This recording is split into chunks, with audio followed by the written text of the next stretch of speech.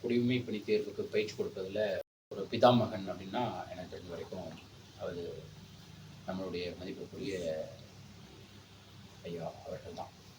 Ravindran sir அப்படின்னாவே ஒரு பெரிய ரோல் மாடல். கிட்டத்தட்ட ஒரு 10,000 20,000 சிவில் சர்வெண்ட்ஸை வந்து உருவாக்கிய ஒரு பெருமைக்குரிய ஒரு நபர் அவர்.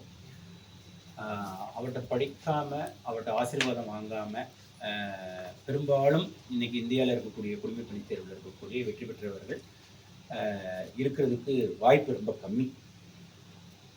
யார் நேர்முக தேர்வுக்கு சென்றாலும் சரி, தமிழகத்திலிருந்து இந்தியாவிலிருந்து எந்த மாநிலத்திலிருந்து சென்றாலும் சரி, அவர்கிட்ட பிளெஸிங்ஸ் வாங்கிட்டு தான் நேர்முக தேர்வு வந்து போவாங்க. அந்த அளவுக்கு வந்து ஒரு சிறந்த ஒரு பர்சனாலிட்டி. அவரோட கணிப்பு ரொம்ப சரியாக இருக்கும் அப்படின்னு சொல்லுவாங்க. நான் டெல்லியில் பயிற்சி மையம் ஆரம்பித்தப்போ கூட நம்மளுடைய ஆதில் வந்து அவர் நேர்முக தேர்வுக்கு போனப்போ அவரோட பிளெஸிங்ஸ் வாங்குறதுக்காக நான் அவரை அழைச்சி கொண்டு போயிட்டு அவரை கூட்டிகிட்டு போய் காமிச்சு ஒரு ட்ரைனிங் வந்து கொடுக்க சொன்னேன். இப்போது 1.5 மாதத்துக்கு முன்பு அவருடைய வீட்டில் வந்து ஒரு கிட்டத்தட்ட ஒரு 4 மணி நேரத்துக்கு மேலே எனக்கு என்னுடைய டாட்டருக்கு 2 பேருக்கும் நிறைய அட்வைசஸ் வந்து கொடுத்தாரு. மிகச்சிறந்த ஒரு மனிதர். இந்த சென்னையில் வந்து தமிழக மாணவர்கள் நிறைய பேர் வந்து பயன்பெறணும் அப்படின்றதுக்காக அவர் நிறைய முயற்சிகள் எடுத்தார். அவருடைய 47 வருஷ இந்த சிவில் சர்வீஸ் கோச்சிங் இன்ஸ்டியூட்டில் இருக்கக்கூடிய அந்த அனுபவத்தில் இப்போ தான் வந்து ஒரு லாஸ்ட் ஒரு 4-5 இயர்ஸாக தான் தமிழகத்தில் வந்து இருக்கக்கூடிய மாணவர்களுக்கு இந்த மாதிரி ஒரு பயிற்சி மையத்தை ஆரம்பிக்கணும்னு சொல்லி துவங்கினார். பட் அன்ஃபார்ச்சுனேட்லி தமிழகத்தில் இருக்கக்கூடிய மாணவர்கள் எல்லாருமே வந்து வாஜிராமில் படிக்கணும் அப்படின்னா நேராக டெல்லிக்கு போயிட்டாங்களே ஒழிய சென்னையில் வந்து அந்த ஃபெசிலிட்டிஸை வந்து சரியாக யூஸ் பண்ணலை. அதனால இந்த ஃபெசிலிட்டிஸை வந்து ரெடி பண்ணி கொடுத்த இந்த ஃபெசிலிட்டிஸை வந்து இன்னும் சிறந்த முறையில் யூஸ் பண்ணக்கூடிய ஒரு பர்சனை ஐடென்டிஃபை பண்ணி நம்ம கொடுக்கணுன்றதுக்காக நமக்கு வந்து பிளஸ் பண்ணி கொடுத்த ஒரு பில்டிங் தான் இன்றைக்கி நம்ம நின்றுக்கிட்டு இருக்கக்கூடிய ஒரு பில்டிங். இந்த அறை வந்து மதிப்பிற்குரிய நம்மளுடைய ரவீந்திரன் சார் வந்து அவர்கள் பயன்படுத்திய ஒரு அறை. அவர் வடிவமைச்ச ஒவ்வொரு கிளாஸ் ரூம்ஸும் அவர் வடிவமைச்ச கிளாஸ் ரூம்ஸ் இது. ஸோ இன்றைக்கி வந்து அதிகாலையில் வந்து அவருடைய மறைவு வந்து ஒரு மிகப்பெரிய ஒரு இழப்பு. இந்த இண்டஸ்ட்ரிக்கு வந்து மிகப்பெரிய ஒரு இழப்பு தான். நம்பவே முடியல. அந்த அளவுக்கு வந்து ஒரு ஷாக் அது. ஒரு சின்ன ஒரு விபத்து ஒரு 30-40 டேஸ்க்கு முன்னாடி அதுலேருந்து ரெக்கவர் ஆயிடுவாருன்றது மாதிரி தான் ரொம்ப நம்ம நினச்சோம். பட் அன்ஃபார்ச்சுனேட்லி இன்றைக்கி வந்து இந்த மாதிரி ஒரு செய்தி வந்தது. ரொம்ப ரொம்ப ஒரு வருத்தத்துக்குரியது. இந்த நேரத்தில் வந்து என்னுடைய ப்ரொஃபஸர் எங்களுக்கெல்லாம் வந்து ஒரு பயிற்றுவித்த வரலாற்று பேராசிரியர், சிவில் சர்வீஸ் கோச்சிங் இன்ஸ்டியூட்டை இந்திய லெவலில் கொண்டு போனது அவர் அப்படின்னா, தமிழக லெவலில் இந்த சிவில் சர்வீஸ் கோச்சிங் இன்ஸ்டியூட்டுக்காக தன்னுடைய வாழ்க்கையை முழுமையாக அர்ப்பணித்த ஒரு மாபெரும் தான் என்னுடைய ப்ரொஃபஸர் கலிமூர்த்தி அவர்கள்.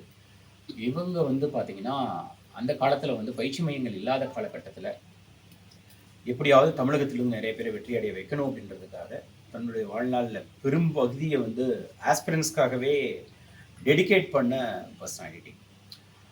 வீக் டேஸாக இருக்கட்டும், வீக்கெண்டாக இருக்கட்டும், எல்லா நாட்களுமே மாணவர்களுக்கு வந்து பயிற்சி கொடுத்துட்ருப்பாங்க சார். வீட்டுக்கு வர வச்சு சொல்லிக் கொடுப்பாங்க, சாப்பாடு போட்டு சொல்லிக் கொடுப்பாங்க. அப்படிலாம் நாங்கள் சார்கிட்ட வந்து படிச்சிருக்கோம் ஒரு காலத்தில். ஸோ இது போன்ற ஒரு சில பேருடைய தியாகத்தால் தான் இன்றைக்கி தமிழ்நாட்டில் நிறைய சிவில் சர்வன்ட்ஸ் வந்து உருவாகியிருக்காங்க. இனிமேல் எதிர்காலத்தில் உருவாக போகிறதுக்கும் ஒரு விதையை வந்து போட்டிருக்காங்க. நாங்கள்லாம் வந்து இவர்களால் தூவப்பட்ட ஒரு சில விதைகள். ஸோ இன்றைக்கி அவர் மறைஞ்சிருந்தால் கூட அவர் வந்து இந்தியா முழுக்க வந்து நிறைய ஒரு விதைகளை வந்து தூவியிருக்கார். அதெல்லாம் வந்து பெரிய லெவலில் வெளிச்சமாக மாறி இந்த அவர் என்ன கனவு கண்டாரோ ஒரு ஒட்டுமொத்த இந்தியாவுக்கு வந்து ஒரு நல்ல ஒரு அர்ப்பணிப்பை வந்து செய்யணுன்றதுக்காக ஒரு பயிற்சி மையத்தை ஆரம்பித்து அதை வந்து வெறும் கமர்ஷியலாக மட்டும் நடத்தாமல் அதை வந்து ஒரு எத்திக்கலாக, அதே நேரத்தில் வந்து ஹை குவாலிட்டி கொடுக்கக்கூடிய ஒரு இன்ஸ்டியூட்டாக, ஒரு நம்பகத்தன்மை வாய்ந்த ஒரு இன்ஸ்டியூட்டாக அதை வந்து மாற்றிய பெருமை வந்து ரவீந்திரன் சார் தான் செய்கிறோம். ஸோ இந்த நேரத்தில் ஆல்ரெடி மார்னிங் வந்து அத்தனை பேரும் வந்து அவர் ட்ரிபியூட் பண்ணீங்க அப்படின்னு சொல்லிட்டு கேள்விப்பட்டேன். ஆதில் சார் வந்து ஆர்கனைஸ் பண்ணியிருந்தார் அப்படின்ட்டு. இன்றைக்கி வந்து அவருடைய அந்த பொது உடல் வந்து நம்மளுடைய எக்மோரில் சில்ட்ரன் ஹாஸ்பிட்டலுக்கு ஆப்போசிட்டில் வச்சுருக்காங்க. ஹோட்டல் டிப்ளமேட் அது பக்கத்தில். ஸோ அந்த சில்ட்ரன்ஸ் ஹாஸ்பிட்டல் ஜஸ்ட் ஆப்போசிட் வீடு தான் அவருடைய வீடு. அந்த பகுதி வந்து இப்போ ஃபுல்லாக ஆல் விஐபிஸோடைய கட்டுப்பாட்டில் தான் அது இருக்குது. போலீஸ் வந்து ஃபுல் கண்ட்ரோல் எடுத்துருக்காங்க. சிஎம் வந்து இப்போ விசிட் பண்ணுறாங்கன்னு சொல்லி கேள்விப்பட்டோம். கிட்டத்தட்ட 10,000த்துக்கு அதிகமான அதிகாரிகள்னு வச்சுக்கோங்களேன். All IAS, all IPS, all IRS, all IFS almost தமிழ்நாட்டிலேருந்து பாஸ் பண்ண அத்தனை பேரும் கடந்த 47 ஆண்டுகளில் அவருக்கு அறிமுகமான நபர் தான்.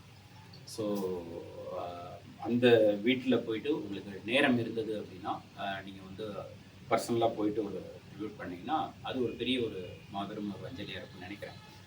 இந்த துறைக்காகவே வாழ்ந்து ஒரு மடிந்த ஒரு மாமனிதர் அவர்.